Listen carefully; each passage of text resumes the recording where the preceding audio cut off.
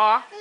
No Hospital Santa Casa de Uruguaiana, na fronteira oeste, espera por uma vaga. Chega a 10 dias. 70% são de problemas respiratórios.